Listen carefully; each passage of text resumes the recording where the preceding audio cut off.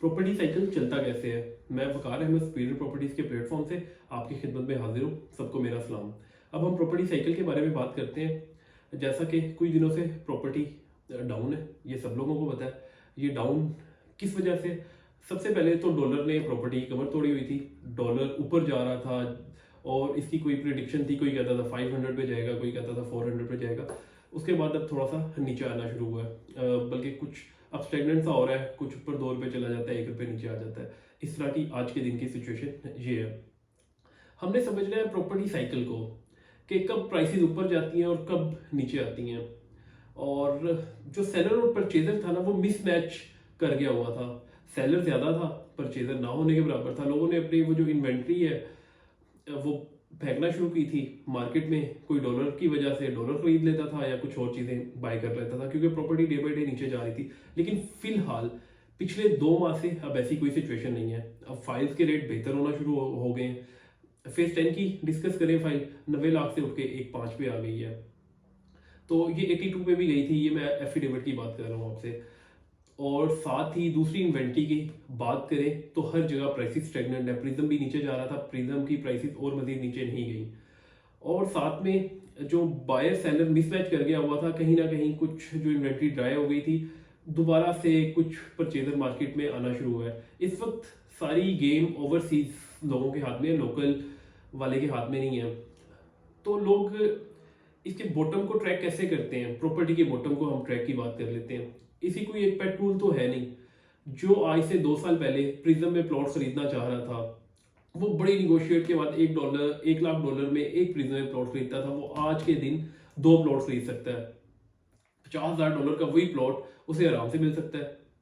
तो ओवरसीज जो लोग हैं या इन्वेस्टर हैं जो बाय करना चाहते हैं, वो सबसे पहले सेफ साइड पे इन्वेस्टमेंट करते हैं। सेफ साइड पे कैसे इन्वेस्टमेंट करते हैं? वो सेफ साइड इस वक्त फेज 7 था।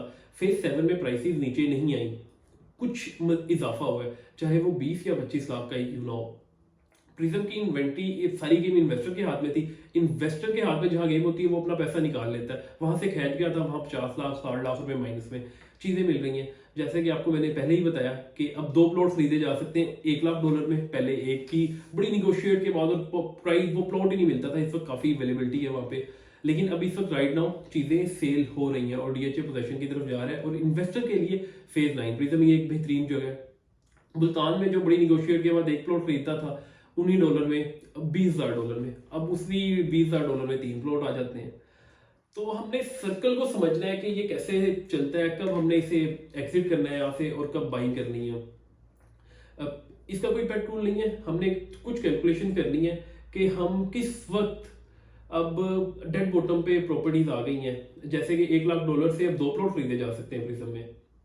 तो इस वक्त मेरा अपना एक जाती ख्याल है कि बाइंग बनती है। और लोकल बाइंग इस वजह से नहीं बनती, इंटरेस्ट रेट पाकिस्तान में बहुत ज्यादा है। अभी कुछ अर्से बाद होप सो इंटरेस्ट रेट कम होगा। इंटरेस्ट रेट कम होगा तो फिर लोकल बायर भी पाकिस्तान की मार्केट में आ जाएगा। हम डीएचए की बात कर रहे हैं फिलहाल।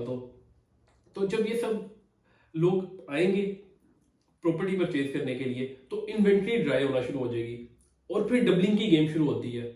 जब इन्वेंट्री, एक ब्लॉक में कितने प्लॉट अवेलेबल होते हैं? मैक्सिमम प्रिज्म की बात कर ले, फिर 7 की बात कर ले, 20 25 या 30 प्लॉट। बिल्कुल ही डेड मार्केट हो तो 35 प्लॉट।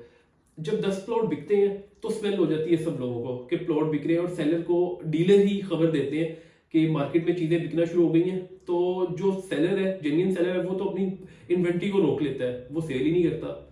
तो फिर इधर से जब वो इन्वेंट्री ड्राई हो जाती है पूरी मुकम्मल तौर पे, तो फिर मार्केट ऊपर जाना शुरू होती है। और फिर ये टाइम होता है डबलिंग का, जहां से प्रॉपर्टी, जैसे कोविड के बाद हमने देखा प्रॉपर्टीज डबल हो गई।